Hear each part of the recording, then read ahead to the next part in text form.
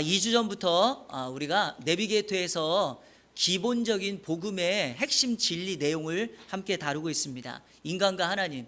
자, 지난주에 우리가 배웠던 말씀 잠깐 복습해 보도록 하겠습니다. 자, 지난주에 인간의 상태에 대해서 어떤 걸 배웠습니까? 2과에서 첫 번째, 모든 사람이 죄를 범하였다. 그래서 죄를 범하여 하나님과의 분리가 되었고 단절이 되어서 인간은 자신의 힘과 노력으로 하나님 앞에 나아갈 수 없게 되었다라고 하는 말씀을 배웠습니다. 여러분, 인간의 죄 지은 결과가 뭘까요? 형벌입니다. 사망. 그래서 인간은 하나님 앞에 나올 수 있는 자격이 없었고요, 능력이 없습니다. 자, 세 번째 우리가 배운 것은 바로 인간의 힘으로는 구원받지 못한다라는 것입니다.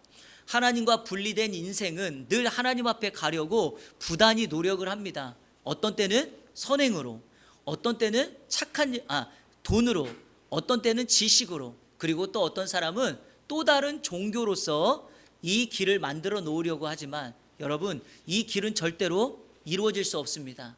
왜냐하면 인간과 하나님 사이를 연결하는 유일한 길은 예수님밖에 없기 때문이죠. 자, 그러면 이제 오늘 우리가 3과에서 제목 하나님의 해결, 그 능력 없고 가망이 없는 인생을 하나님께서 어떤 방법, 어떤 길을 제시하셔서 그 문제, 죄 문제를 해결하셨는가 함께 살펴보도록 하겠습니다. 교재 16페이지. 자, 우리 그 밑에 있는 글을 먼저 읽도록 하겠습니다. 시작.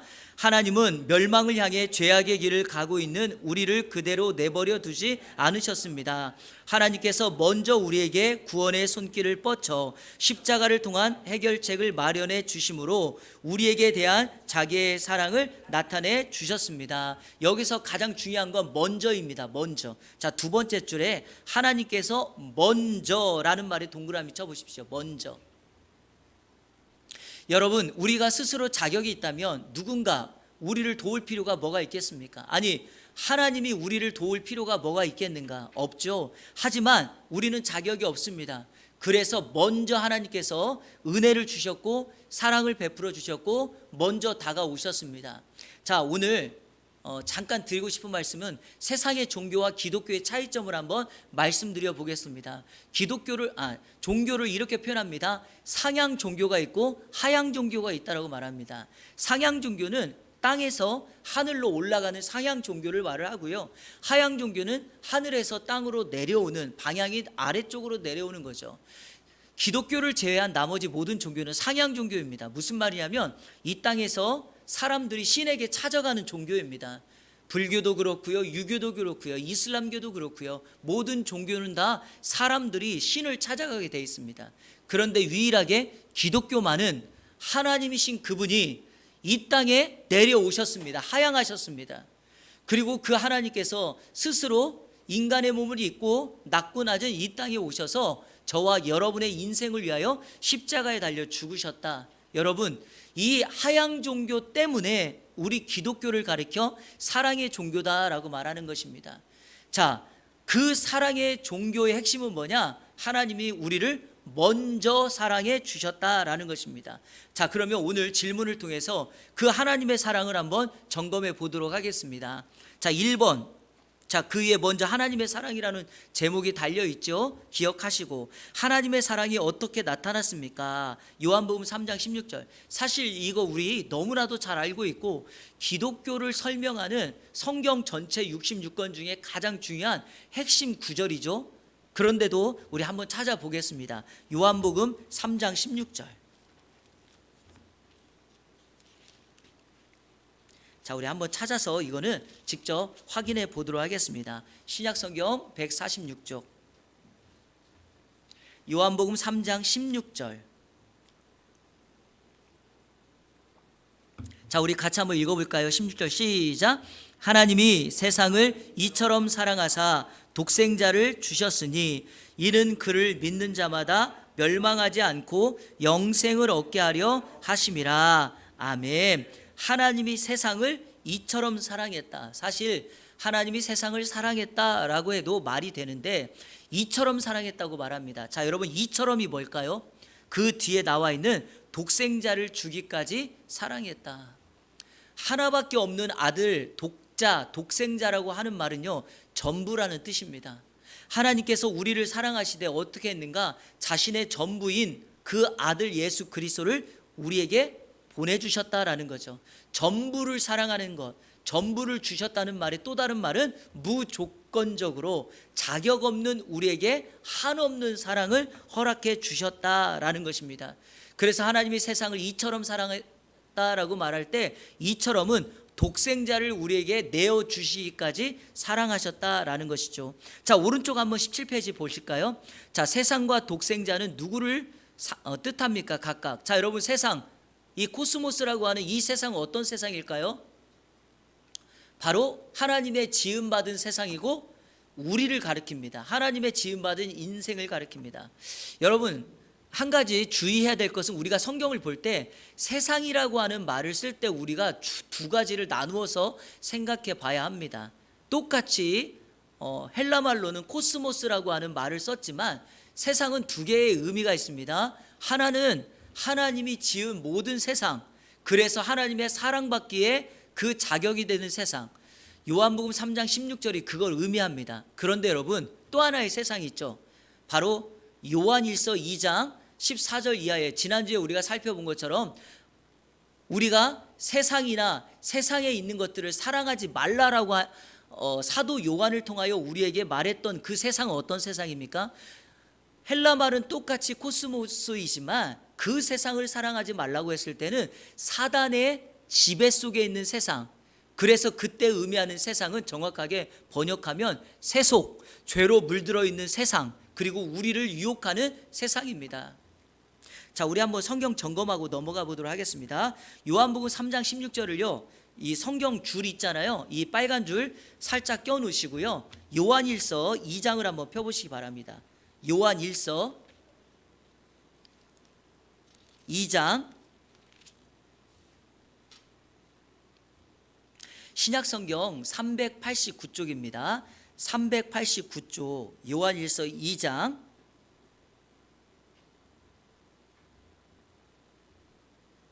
자 15절 한번 볼까요? 자 15절에 이렇게 우리에게 명령하고 있습니다. 같이 한번 읽겠습니다. 시작. 이 세상이나 세상에 있는 것들을 사랑하지 말라. 누구든지 세상을 사랑하면 아버지의 사랑이 그 안에 있지 아니하니. 여러분, 요한복음 3장 16절에서는 하나님이 세상을 사랑했다라고 말을 하고 하나님이 세상을 사랑했던 그 사랑 그대로 우리도 이와 같은 세상을 사랑해야 된다고 하는데, 오늘 요한일서 2장 15절에서는 왜 우리에게 세상을 사랑하지 말라고 했을까요? 그 이유는 요한일서 2장에서 말하는 세상은 사단이 지배하고 있는 세상, 우리를 유혹하고 죄로 물들어 있는 세상이기 때문입니다. 자, 그러면 다시 돌아와서 요한복음 3장 16절에서 말하고 있는 세상은 하나님이 지으신 모든 만물, 그리고 우리 인류를 의미합니다. 하나님은 당신이 지으신 세상을 사랑하셨고 당신의 손으로 지었던 인류, 바로 우리 인생을 사랑하셨다라고 의미합니다. 자, 독생자는 누구를 말하죠? 예수님의 아들, 예수님을 말합니다.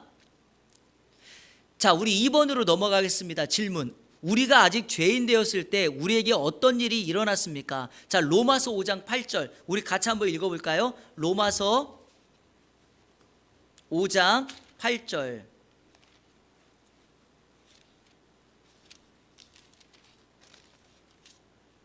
자, 신약 245쪽에 있는 로마서 5장 8절 말씀 다 같이 읽겠습니다. 시작. 우리가 아직 죄인 되었을 때 그리스도께서 우리를 위하여 죽으심으로 하나님께서 우리에 대한 자기의 사랑을 확증하셨느니라. 하나님이 우리를 사랑했을 때가 어느 때인가? 우리가 아직이라는 말 기억하시고요. 아직 뭐 됐을 때? 죄인 되었을 때. 여러분, 이게 너무 중요합니다. 신앙에 있어서 우리가 하나님 앞에 나아갈 수 있는 유일한 조건은 바로 이겁니다.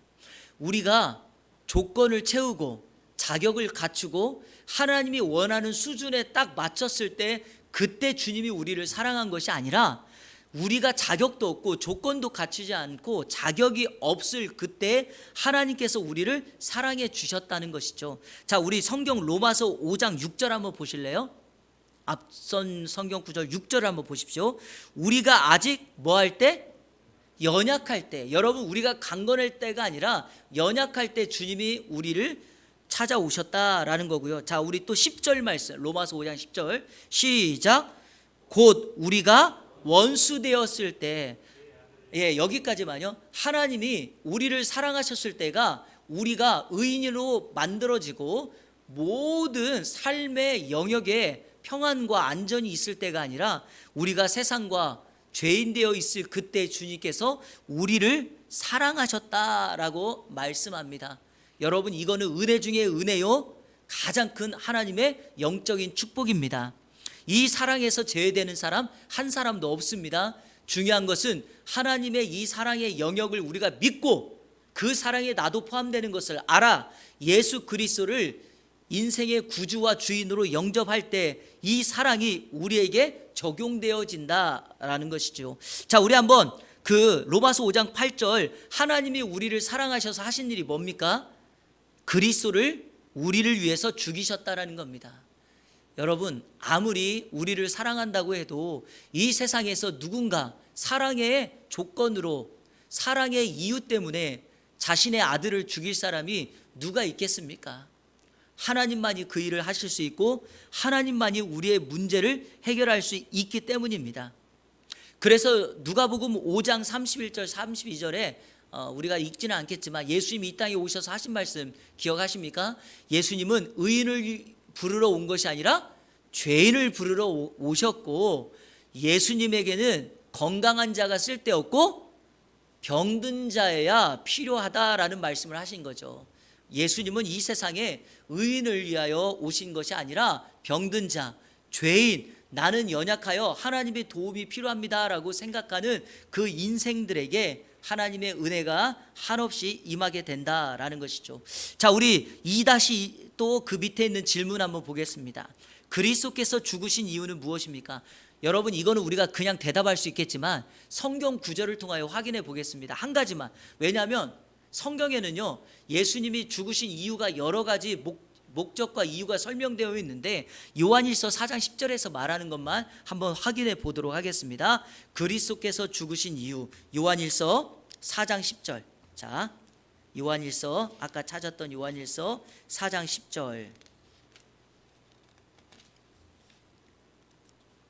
391쪽, 392쪽 다 같이 한번 읽어볼까요? 시작. 사랑은 여기 있으니 우리가 하나님을 사랑한 것이 아니요 하나님이 우리를 사랑하사 우리 죄를 화목제물로 그 아들을 보내셨음이라. 아멘. 뭐하기 위해서요?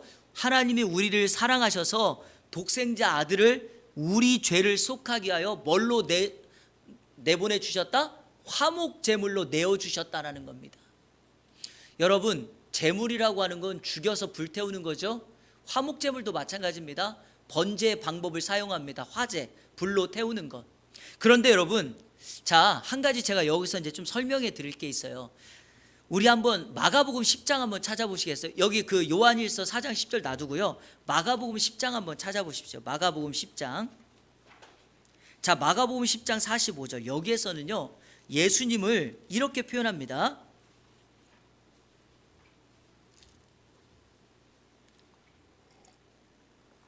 자, 마가복음 10장 45절 같이 읽겠습니다. 시작. 인자가 온 것은 섬김을 받으려 함이 아니라 도리어 섬기려 하고 자기 목숨을 많은 사람의 대속물로 주려 함이니라. 여러분, 여기 마가복음에서는 예수님이 대속물로 오셨다고 그러고요, 속죄 제물로 오셨다 그러고요. 자, 여기 요한일서 4장 10절에서는 예수님이 우리를 위한 화목 제물이 되어 주셨다고 그러는데, 여러분, 예수님의 목적을 설명하면 이 두 개는 뭐 다른 것이 아닙니다. 그런데 대속 제물과 화목 제물을 하나님 앞에 제사를 지낼 때는요, 목적이 좀 다릅니다. 자, 설명해 볼게요. 화목 제물은 말 그대로 뭡니까? 내가 누군가의 관계, 죄로 인하여 관계가 깨어졌을 때 두 사람 사이를 연합하여 화목하게 하는 그때 당시의 제사법이 바로 화목 제물입니다. 그래서 짐승을 가져와서 제사장에게 그 짐승을 가져다 주면 제사장은 그 짐승을 잡아서 짐승을 가지고 온 사람이 다른 사람과의 관계가 엉키고 막혔을 때 그 제물을 통하여 관계를 회복합니다. 그리고 여러분, 화목 제물은 아주 독특한 특징이 하나가 있어요. 그게 뭐냐? 이 사람이 가지고 온 재물 있잖아요. 그 재물을 모든 사람이 나누어 먹습니다. 나누어 먹으면서 공동체의 연합과 하나됨을 이룹니다. 그런데 이 대속물이라고 하는 건 좀 달라요. 대속물의 정확한 뜻은 대신 죽는 재물이거든요. 이 대속물은 어떤 재물입니까? 죄값입니다. 그러니까 몸값이에요. 예수님이 우리 죄를 해결하기 위한 스스로 목숨값이 바로 예수님이 되셨다는 거죠. 그러니까 우리는 우리 죄를 스스로 해결할 수 없어서, 값을 지불할 수 없어서 우리가 못하니 예수 그리스도께서 인류의 죄를 구속하는 대속 제물이 되어 주심으로 인류의 모든 죄값을 해결해 주셨다. 이게 바로 대속 제물이에요. 그러니까 여러분, 원리는 같지만 의미를 다르게 요한일서와 마가복음에서 예수님이 이 땅에 오신 목적을 설명합니다. 제가 지금 설명한 거 이해되시죠? 네. 자, 그러면 예수님께서 정리해 볼까요? 하나님이 우리를 사랑한 그 사랑의 핵심 요지는 뭡니까? 독생자를 이 땅에 보내시고 그 독생자를 우리 죄를 위하여 십자가에 달려 죽으셨다. 그 핵심이 바로 뭡니까? 하나님이 우리를 뭐 하셨기 때문에? 사랑하셨기 때문이다. 이겁니다.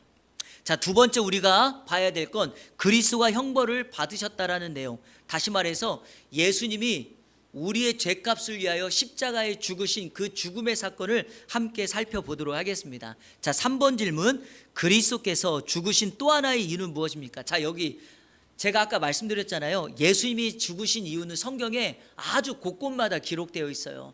그런데 그 강조점이 조금씩 다르니까, 자, 3번 질문도 마찬가지입니다. 예수님께서 죽으신 또 하나의 이유는 무엇입니까? 라고 했는데 로마서 6장 23절과 베드로전서 2장 24절 말씀을 참조하여 생각해 보십시오라고 했죠. 자, 한번 로마서 6장 23절은 여러분 다 암송하니까 한번 우리 앞구절만 한번 말해 보세요.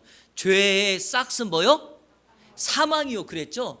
그러니까 여러분, 죄의 값은 뭡니까? 누군가가 반드시 죽어야 합니다. 왜? 죄의 결과가 그렇죠. 아담이 에덴 동산에서 범죄한 결과 아담도 하와도 죽게 되었고, 첫사람 아담이 범죄한 이후에 태어나는 모든 인생들은 죄성을 가지고 태어났고 결국에 죽음에, 영적인 죽음에 이르게 되었다라는 것입니다. 기억하십시오. 자, 죄의 싹은 사망이다. 그리고 하나님의 선물은 예수 그리스도 안에 있는 영생이다라고 했는데, 자, 먼저 베드로전서 2장 24절 읽어보겠습니다. 베드로전서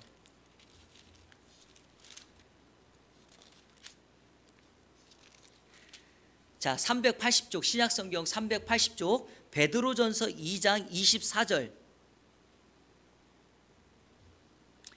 같이 읽겠습니다. 시작. 친히 나무에 달려 그 몸으로 우리 죄를 담당하셨으니 이는 우리로 죄에 대하여 죽고 의에 대하여 살게 하려 하심이라. 그가 채찍에 맞음으로 너희는 나음을 얻었느니라. 자, 여러분, 여기 분명히 말합니다. 친히 나무에 달려 그 몸을 우리 죄를 담당하셨으니, 자, 밑줄 읽어 보실래요? 교재에다 적어 보세요. 자, 우리 죄에 대하여 죽고, 자, 예수님이 십자가에 죽으신 것은 우리 죄하여 뭐하고? 죽고, 우리를 뭐하게 하여? 의롭다 하게 하여 살아나셨다. 그러니까 죄를 위하여 예수님이 십자가에 달려 죽으셨고, 우리를 다시 살리기 위하여 의에 대하여 우리를 살렸다라는 것입니다. 죄의 싹은 사망입니다. 죄의 결과는 죽음이에요. 그런데 인간은 스스로 이 죄 문제, 죽음의 문제를 해결할 수 없기 때문에 인생을 만드신 하나님께서 이 땅에 예수 그리스도를 보내주시고 그 예수님이 십자가에 달려 죽으심으로 우리의 죄를 십자가에서 담당하게 하셨고, 또 그분의 죽으심의 결과 우리를 이제 뭐하게 하셨다? 의롭다 하셨다라고 말씀합니다. 자, 한번 제가 말씀드려 볼 테니까 대답해 보세요. 로마서 4장에 예수 그리스도를 믿음으로 하나님께서 그 믿음을 의로 여겼다. 이게 교리적으로 조직신학에서 뭐라고 말하죠?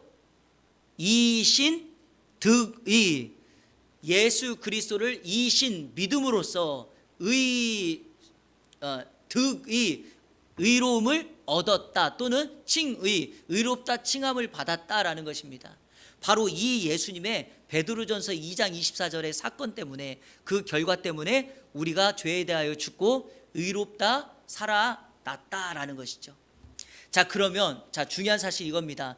예수 그리스도를 믿은 저와 여러분에게 세상은 우리에게 죗값을 물을까요? 아니요, 묻지 않습니다. 이유는 뭐죠? 예수님이 죗값을 담당해 주셨기 때문이죠. 이 사실을 마음에 확신을 가지십시오. 이게 안 되면은요, 사람들이 주로 생각하는 게 뭐냐? 죄에 눌려 살아요. 내가 해결해야 되는데, 내가 책임져야 되는데 라고 생각합니다. 자, 넘겨보십시오. 자, 우리 4번 질문 한번 풀어보겠습니다. 예수님이 십자가의 형벌을 받으신 결과로 우리가 받는 은혜는 무엇입니까? 이거 정말 중요하네요. 왜냐? 예수님이 십자가의 형벌을 받으심으로 우리에게 나타난 결과, 은혜가 뭐냐? 자, 베드로전서 3장 18절. 자, 베드로전서 펼쳐져 있죠. 18절 다 같이 읽겠습니다. 시작. 그리스도께서도 단번에 죄를 위하여 죽으사 의인으로서 불의한 자를 대신하셨으니 이는 우리를 하나님 앞으로 인도하려 하심이라. 육체로는 죽임을 당하시고 영으로는 살리심을 받으셨으니 우리를 하나님 앞으로 뭐 했다? 인도했다. 여러분, 자격 없는 우리를 하나님께로 인도하기 위하여 우리 주님이 하신 일이 무엇인가? 베드로전서 3장 18절은 분명하게 말합니다. 그리스도께서 단번에 죄를 위하여 십자가에 달려 죽으셨다라는 것입니다. 여러분, 그 교재에 베드로전서 3장 18절 밑에다가 단어를 하나 적어 놓으실래요? 단번에. 이 단번에라는 말이 영어로 once for all, 모든 것을 위한 딱 한 번, 이런 뜻이거든요. 자, 한번 물어볼게요. 아직 예수님을 믿지 않는 한 사람이 있습니다.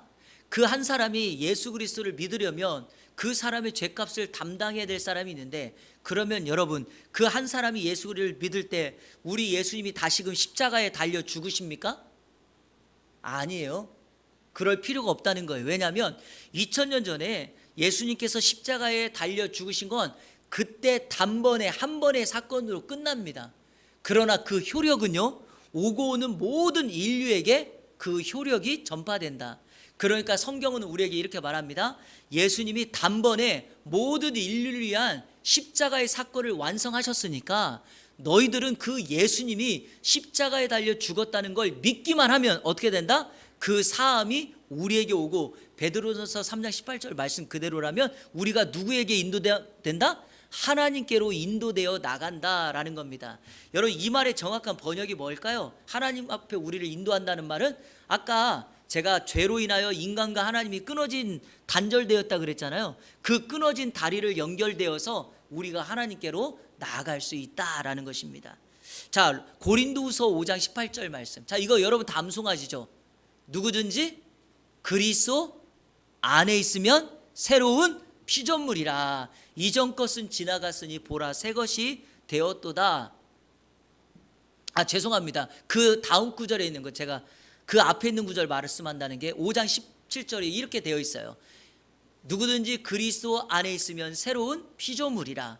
이전 것은 지나갔으니 보라 새 것이 되었도다. 자, 여러분, 이렇게 해서 우리가 예수 그리스도 안에, 즉 예수님을 믿으면 새로운 피조물이 되는데, 그러면 그 예수님을 믿을 때 우리에게 나타나는 결과가 뭐냐? 고린도후서 5장 18절에서는 이렇게 표현합니다. 우리를 하나님과 뭐하게 하기 위해서? 찾으셨나요, 성경? 화목하게 하기 위하여. 화목하게. 그리고 또 하나는 뭐죠? 우리로 하여금 화목하게 하는 직분을 주셨다라는 겁니다.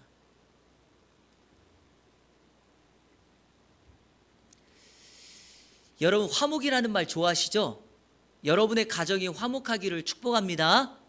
여러분 다니시는 직장의 직원들과 동료들과 화목하기를 축복합니다.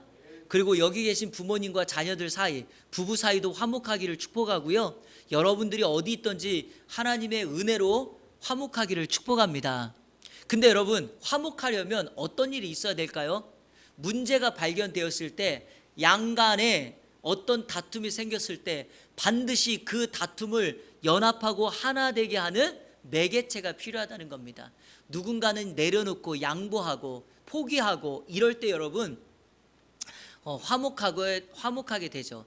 우리 그 아이들이 2명, 3명만 되면은요, 여기 계신 부모님들 경험해 보셨을 거예요. 외식하러 한번 나가기가 어려워요. 왜냐? 자녀들이 원하는 게 다 달라요. 짜장면을 먹자고 하는 아이들, 피자를 먹자고 하는 아이들, 스파게티를 먹자고 하는 아이들, 여러분 각자의 주장대로 다 하면은 여러분 화목되지 않아요. 그럴 때는 반드시 누군가가 중재를 해서, 아니면 누군가가 양보를 해서 하나의 의견을 수렴해야 되는 것처럼 마찬가지입니다. 예수님께서 우리에게 십자가의 죽으심으로 세상과 나 사이에 그 끊어진 그 사이를 화목시키게 하셨다라는 거죠. 자, 하나님과 우리 사이에 화목될 수 없는 그 관계가 예수 그리스도로 말미암아 화목되었다는 게 핵심입니다. 자, 5번 문제 한번 풀어볼까요? 세례 요한은 예수님을 보고 어떻게 말했습니까? 자, 우리 이거 아실 수도 있지만 한번 성경을 찾아보겠습니다. 요한일서 1장 29절. 세례 요한이 예수님을 칭했던 이 명칭은요, 예수님의 이 땅에 오신 목적을 가장 정확하게 설명하는 말 가운데 하나입니다. 요한복음 1장 29절 같이 한번 읽어볼까요? 시작. 이튿날 요한이 예수께서 자기에게 나아오심을 보고 이르되 보라, 세상 죄를 지고 가는 하나님의 어린 양이로다. 자, 어린 양은 어린 양인데 어떤 어린 양이에요? 세상 죄를 지고 가는, 다시 말해서 세상의 모든 죄악을 해결할 수 있는 유일한 제물이 바로 예수 그리스도십니다. 여러분의 짐, 여러분의 죄악의 문제까지도 우리 주님이 다 끌어안고 십자가에 달려 죽으신 거예요. 그러므로 우리는 그 예수님을 또 다르게 죽이거나 또 다르게 십자가에 달리거나 또 다른 걸 요구할 필요가 없다. 바로 그것이 그리스도로 인한 형벌받는 우리들에게 주어진 은혜다라는 것입니다. 자, 우리 그 18페이지 밑에 글을 한번 쭉 읽어볼까요? 시작. 십자가는 원래 사형을 집행할 때 쓰는, 혹시 이거 아셨나요? 형틀이었다라는 거. 그래서 여러분 그때 당시에 형틀은 어떤 형틀이냐면, 자, 한번 제가 간략하게만 설명할게요. 예수님이 죽으신 곳이 골고다 언덕이죠. 해골의 동산이라고 하는 골고다 언덕입니다. 여러분 십자가의 형틀을 당할 때 사람들은 어떻게 되냐? 그 죽음의 현장, 사형을 집행하는 곳에 이 수지개의 막대기를 딱 꽂아 놓습니다. 그러면 십자가형을 당하는 사람이 이 횡으로 돼 있는, 옆으로 수평으로 돼 있는 막대기 있잖아요. 그거를 팔에 묶고 예수님이 이렇게 메고 왔던 것처럼 끌고 오는 겁니다. 그러면 그 형틀을 당하는 곳에 딱 도착했을 때 기존에 박혀져 있었던 그 수직의 틀을 딱 내려놓고 수평을 딱 맞춘 다음에 사람을 그 위에 얹혀놓고 손과 발에 못을 박아 죽이는 형틀이 바로 이와 같은 형틀입니다. 그러니까 십자가 형틀이 괴로운 거는 첫 번째 고진 고난과 매를 당한다는 거고, 두 번째는 그 형틀을 내가 짊어지고 가야 된다는 거예요. 제가 이거를 여러분에게 지금 설명하는 이유가 있습니다. 여러분의 죄를 위하여 여러분이 십자가를 지고 가야 되는데 우리가 지지 않았다는 겁니다. 예수님이 대신 지어 주셨다는 것이 바로 하나님의 큰 은혜다라는 것입니다. 자, 우리 한번 계속 읽어볼까요? 죄인을 밧줄로 묶고 못을 박아 죽을 때까지 매달아 놓는데 쓰인 나무틀이었습니다. 예수님께서는 바로 그 십자가 위에서 우리의 죄를 대신해 형벌을 받으시고 돌아가셨습니다. 하나님께서는 이 십자가로 우리와 하나님 사이를 가로막고 있던 죄의 장벽을 허물어뜨리시고 누구나 믿음으로 하나님께 나아갈 수 있는 구원의 다리를 놓으셨습니다. 그렇습니다, 여러분.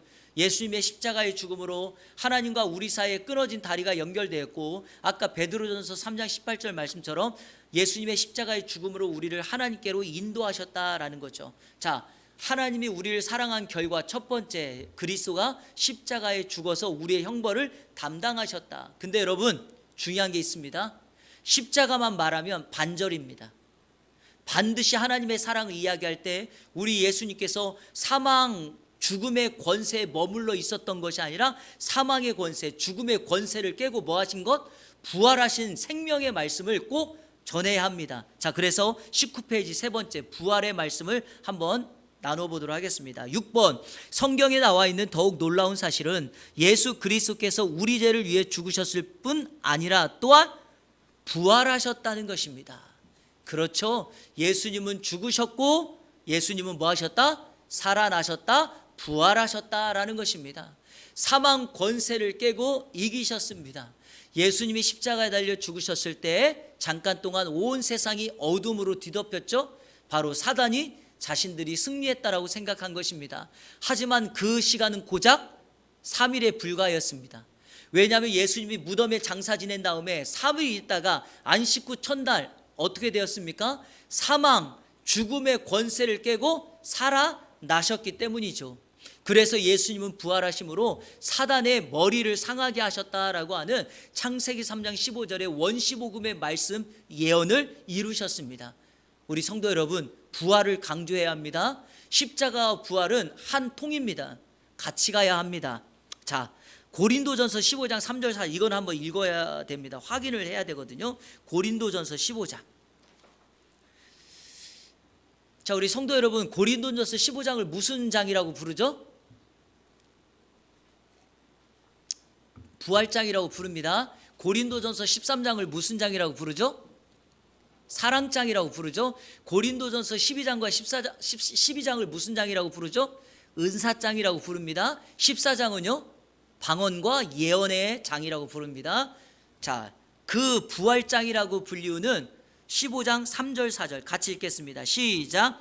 내가 받은 것을 먼저 너희에게 전하였노니 이는 성경대로 그리스도께서 우리 죄를 위하여 죽으시고 장사 지낸 바 되셨다가 성경대로 사흘 만에 다시 살아나사. 자, 여러분 여기 중요한 단어가 있어요.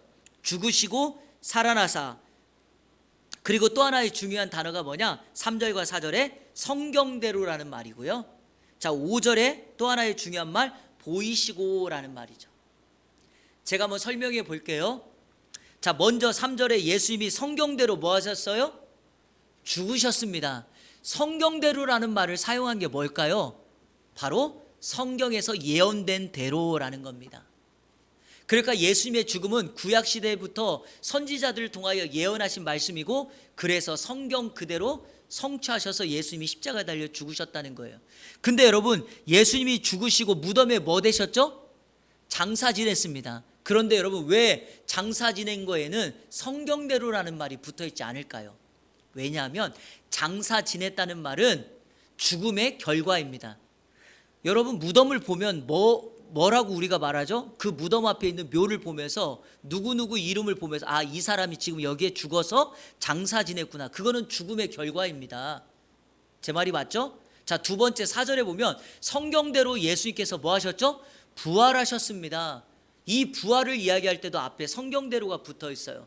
그런데 놀라운 건 뒤에 예수님이 누구에게 보이시고 누구에게 보이셨다고 했을 때 보이셨다는 말은 성경대로가 안 붙어 있어요. 왜 붙어 있지 않을까요? 왜냐하면 내가 살아 있어 사람들에게 보여진다는 건 뭐죠? 부활의 결과입니다.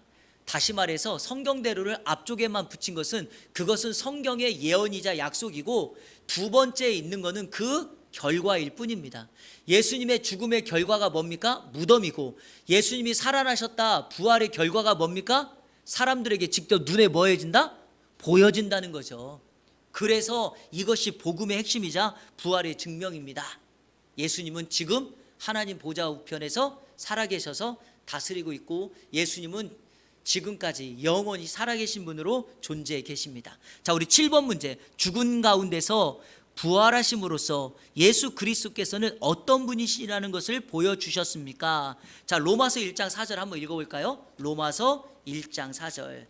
자, 성경을 많이 찾아서 힘들긴 하지만 우리 오후에는 성경을 찾으면서 말씀으로 확인하니까 로마서 1장 4절 같이 읽겠습니다. 시작.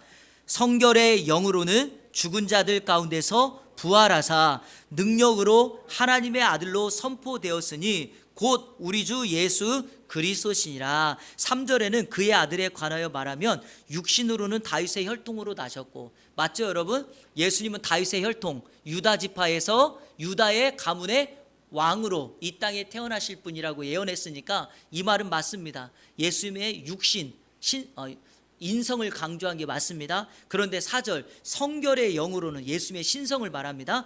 죽은 자들 가운데서 부활하사 능력으로 하나님의 아들로 선포되었다. 옛날 개역 성경에는요 인정되었다라고 했는데, 이 말씀을 우리가 오해하시면 안 됩니다. 예수님이 부활하심으로써 하나님의 아들로 인정되었다라고 여러분 생각하시면 오산이에요. 무슨 말이냐? 제가 물어볼게요. 그러면 여러분, 예수님이 30년 동안 나사렛에서 살아가셨을 때 그때는 하나님의 아들이 아니셨는가? 여러분 어떻게 생각하세요? 그때는 하나님의 아들이 아닙니까? 단지 인간의 몸만 입고 그냥 살아가신 걸까요? 아닙니다. 예수님은 이 땅에 아기 예수로 태어나셨을 때부터 완벽한 하나님이었었고 완벽한 인간이었습니다. 그리고 예수님이 하나님의 아들이라고 하는 것이 만방에 공식적으로 알려진 것은 그의 부활 사건 때부터다라는 것이지 그 이전에는 하나님의 아들이 아니었는가? 그건 아니라는 것입니다. 오해하지 마십시오. 예수님은 처음부터 완벽한 하나님이셨고 신성이 가졌고 완벽한 인간이었다라는 사실을 꼭 기억하십시오. 자, 8번 문제. 예수님께서 당신의 죄를 위해 죽으시고 다시 살아나셨다는 사실은 당신에게 어떤 의미가 있습니까? 자, 이제 이런 거를 적용 질문이라고 하는데 여러분 한번 생각해 보세요. 만약에 예수님께서 나의 죄를 위하여 죽으셨고 그 예수님이 죽음의 권세를 깨고 살아나셨다면 나에게는 어떤 의미가 있는가? 저는 이렇게 적용해 봅니다. 두 가지로 적용합니다. 첫 번째로 현세에는 그 주님과 뭐예요? 같이 동행하면서 신앙생활을 한다는 거죠. 다시 말해서 생명을 가진 자로서 그분과 함께 교제하며 그분과 동행하며 감사의 삶을 살아간다라는 거죠. 자, 그러나 예수님의 이 십자가와 부활 사건은 단지 현세의 삶만 의미하는 것이 아니라 내세에는 뭐가 주어졌다? 영원한 상급이 주어졌다. 저는 그래서 이 사실을 믿고 우리가 예수 그리스도를 믿고 오늘을 살아간다는 것은 오늘 지금 주님과 함께함으로 구원의 확신을 가지고 감사하며 살아간다는 거고, 내가 오늘 내일 일을 알 수 없지만 잠을 자다가 하나님 나라 천국에 간다 할지라도 나는 천국 갈 수 있다는 확신을 가지고 살아가고, 자, 또 하나 미련 없이 이 땅의 삶을 마감했을 때 우리 주님은 저와 여러분들을 예수 그리스도를 하나님으로 믿는 우리들을 어디로요? 천국으로 인도하셔서 하나님의 면류관을 상급으로 쓰게 될 것이다. 이 확신을 가지시고 여러분 이번 한 주간 살아가는 저와 여러분 다 되시기를 축복합니다. 자, 넘겨보십시오. 9번 질문. 예수님을 믿는 자와 믿지 않는 자의 결국은 각각 무엇입니까? 이거는 성경 찾지 않을게요. 그냥 말씀드려 볼게요. 자, 믿는 자와 믿지 않는 자 결과는 뻔합니다. 믿는 자는 무엇을 얻습니까? 영생을 얻는다. 자, 믿지 않는 자는요? 영생을 얻지 못한다. 이 말의 반대말은 뭡니까? 하나님의 진노, 사망에 이르게 된다. 여러분, 예수님은 믿어도 되고 믿지 않아도 되는 분이 아닙니다. 세상은 여전히 바쁘고 분주하게 자신의 목적 따라 살아가지만 여러분, 그것보다도 더 중요한 것은 하나님을 믿고 예수 그리스도를 구세주로 영접하는 일입니다. 이거보다 더 중요한 일은 없어요. 제가 예전에 어떤 목사님의 설교를 들으니까 이런 말씀을 하시더라고요. 당면한 일에 대한 중요성이 있느냐 없느냐는 거예요. 당면한 일. 고3을 두고 있는 학부모들이 입시는 당면한 문제라고 생각하니까 교회 생활을 하던 아이들도 이 입시를 앞두고 교회를 안 보낸대요. 왜냐하면 대학 들어가는 게 당면한 문제이기 때문에. 근데 이 목사님이 뭐라고 얘기하는가? 그런 분들이 생각하는 게 뭐냐? 예수 그리스도를 믿고 하나님을 예배하는 것은 당면한 문제가 아니라고 생각한다는 거예요. 그러나 이거는 가장 큰 착각이라는 겁니다. 우리 인생에 가장 중요한 건 뭐냐? 가장 당면한 시급한 문제가 뭐냐? 하나님을 예배하고 예수 그리스도를 믿는 일이 우리 인생에서 가장 당면한 일입니다. 이거보다 여러분 더 중요한 건 없어요. TV 같은 데서 응급실의 상황을 보신 적 있으십니까? 피가 필요하신 분, 당장에 수혈을 받지 못하면 지금 당장 쇼크가 와서 생명이 위급한 분들 보세요. 몇 초, 몇 분이 여러분 급해서 많은 사람들에게 염치를 무릅쓰고 부끄러움을 무릅쓰고 피를 헌혈해 달라고 요구하고 지나가는 사람을 붙들고 살려달라고 말하는 거 아닙니까? 이걸 영적으로 바꿔보면 지금 오늘이 우리가 예수 그리스도를 믿어 가장 내 인생에 중요한 당면한 문제를 해결하는 그 방법입니다. 이 예수님을 믿는 일에 가장 중요시 여기는 저와 여러분 되기를 축복합니다. 제가요, 이게 제가 이 공부를 한 16년 전에 했으니까 이게 오래됐는데 보세요. 여기 아쉬운 게 하나가 있어요. 이게 뭐냐면 네 번째가 빠졌어요. 꼭 하나를 여기다 더 넣어야 되는데, 여러분 자 저를 한번 보세요. 예수님이 죽으셨죠. 부활하셨죠. 그 다음에 뭐 하셨죠? 승천하셨죠. 이 내용을 넣어야 돼요. 이 내용을 넣어야 되는데 이 내용을 안 넣다 보니까 빠져 있는 거예요. 자, 그래서 저희 그 20페이지 빈자리에다가 4번 쓰고 승천이라고 쓰시고, 예수님은 부활하셔서 어떻게 하셨습니까? 40일 동안 이 세상에 계시다가 하늘로 승천하셔서 그의 자리를 어디에 두셨죠? 하나님 보좌 우편에 두셨다. 자, 여러분 저를 한번 보세요. 여기가 만약에 하나님의 보좌라면 우편이라면 이 자리잖아요. 여기 앉으셨는데, 자 여러분, 우편의 뜻이 뭐죠? 우편? 앞이나 뒤가 아니라 우편이라는 건 하나님과 예수님이 뭐하다? 동등하다, 같은 위치다, 같은 역할이다, 이겁니다. 자, 그러면 중요한 건 이거죠. 우리 예수님께서 하나님 보좌 우편에 사시는 일이 무엇인가? 자, 여러분 이건 성경 찾지 않고 제가 그냥 말씀드릴게요. 첫 번째, 자 제가 이거 전에 한번 설명했는지 모르겠지만, 자 하늘 위에서요. 자 그냥 이렇게 설명하면 또 어려우니까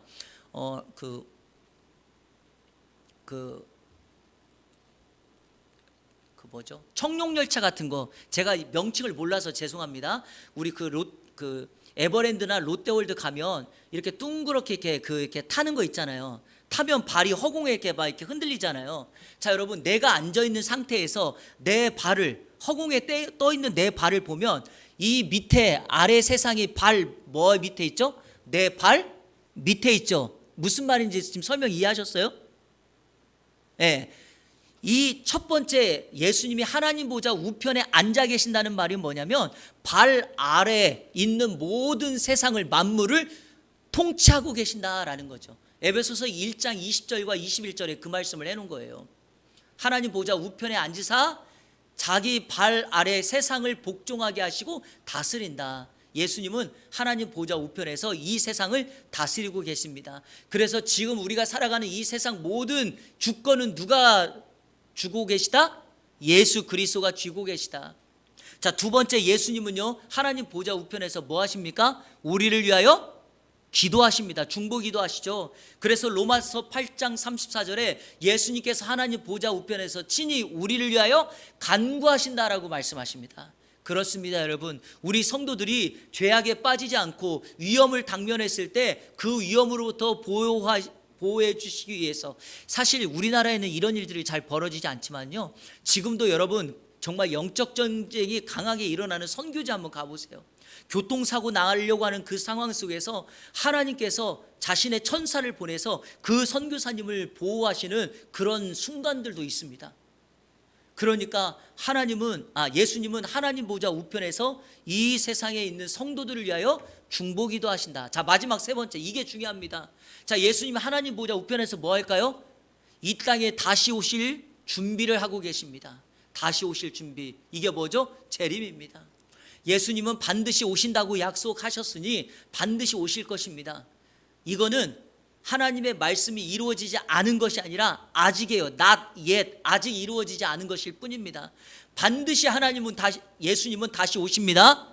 그 시기와 때는 알 수 없기에 아버지 손에 두셨기 때문에 우리는 인내를 가지고 이 땅에서 기도하면 주님의 재림을 준비하는 하나님의 사람으로, 반드시 그분이 어린 양의 혼인잔치를 여실 때 우리를 잔치에 참여케 하시고, 알곡과 쭉정이를 구별하실 때 우리를 알곡으로 모으시고, 그리고 우리로 하여금 하나님 나라의 상급을 받아 누려 주님과 왕노릇하게 하여 주실 줄로 믿습니다.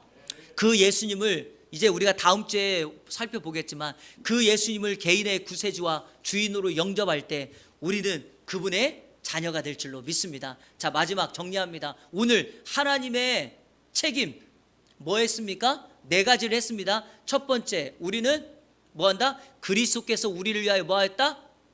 형벌을 당하셨다. 그렇죠? 자, 두 번째는요, 부활하셨다. 세 번째는요, 승천하셨다. 자, 이 세 가지의 근거, 가장 먼저 했던 게 뭡니까? 하나님이 우리를 사랑하셨다, 이겁니다. 그분 다시 오시는 그날까지 하나님의 사랑을 마음에 품고, 특별히 이번 한 주간도 그 사랑을 누리며 살아가는 저와 여러분 되시기를 주님의 이름으로 축복합니다.